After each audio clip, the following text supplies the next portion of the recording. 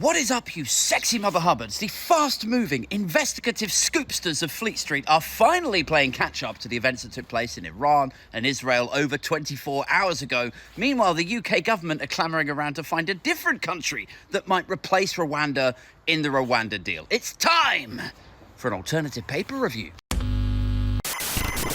First up this morning, the Daily Mail, although there is only one story that is dominating most of the front pages today, and that is that following the Iranian drone attacks on Israel, the likelihood that we are being dragged into a third world war is looking increasingly likely. The Mail go with, it's time the world faces evil empire in Tehran, whereas The Guardian channel Biden's warning to Netanyahu to not do anything too drastic that might allow the situation to escalate. I mean, that is when you know things are looking pretty volatile.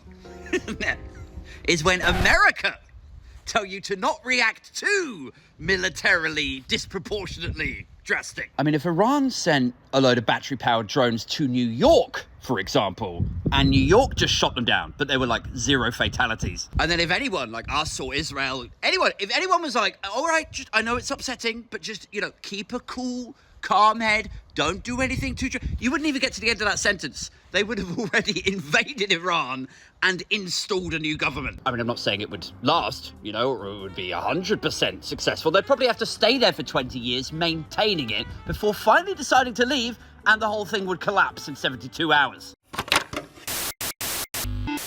Over to the Times now. Britain may try to send migrants to Costa Rica. So this is a story that the Rwanda deal, right, which we all know doesn't financially stack up. Like, it's more expensive to send people to Rwanda than it would be to keep them here.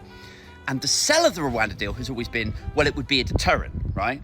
But the numbers that would ever go to Rwanda are so minuscule. Your chances as an asylum seeker of being sent to Rwanda are basically nothing. So how could it ever be a deterrent? So the Rwanda deal is just basically in the toilet. They can't get it through Parliament, not in the capacity that they would like it to be. It is against international law. The whole thing is a total abortion of a policy, right?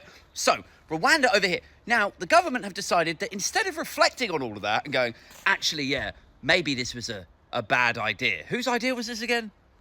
It was Suella's, was it? Was it Johnson's? Yeah, maybe we should abandon it. Instead of doing that, what are they doing? They're going, oh, Rwanda's a bit brand toxic now. Can we try a different country? And so, yes, they're looking at Costa Rica, but also Cape Verde, Senegal, Tanzania, Togo, and Sierra Leone. And maybe you're thinking, oh, well, maybe it's a good thing, right? Because Rwanda had these horror stories about migrants going missing and all that. Maybe Costa Rica is better for them.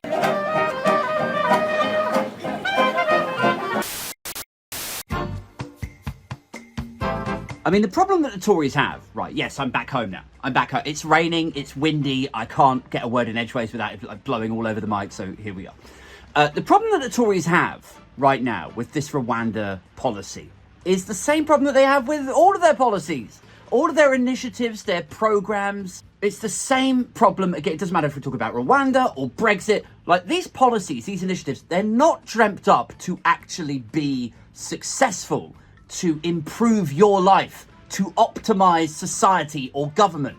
They are solely here to distract or to fool you. That is it. Because the Tories as an institution, they're not there to fix the country. They're there to rob it. That's the thing. So if we're talking about Brexit, you're distracted over here. Oh, I guess we should vote to leave the EU because they say they're going to adequately fund the NHS. I'm like, no, that's not what's happening. They're just tanking the pound so they can make obscene amounts of money. They are disaster capitalists. Oh, I guess we better send our refugees over to Rwanda. I guess we better leave the ECHR. Again, no. None of these things will actually optimize or solve any of our problems. And they're not supposed to. Like, the Rwanda policy was only dreamt up because in that week, there was a big thing about Partygate. They just wanted something with horrendous optics to rob the front pages from the chaos that was Partygate. They're not here to fix anything. They're just here to loot the public purse while you're over here banging on about foreigners. That's why nothing's improved for the last 14 years. Social mobility, housing, the NHS, social care, schools crumbling. Everything's gotten worse because they're not here to solve anything. They're just here to distract and rob you. But this is the problem that they get themselves into, because they dream up these distractive news stories, these terrible optics policies, so we're all over here. But eventually they are tasked with actually delivering them.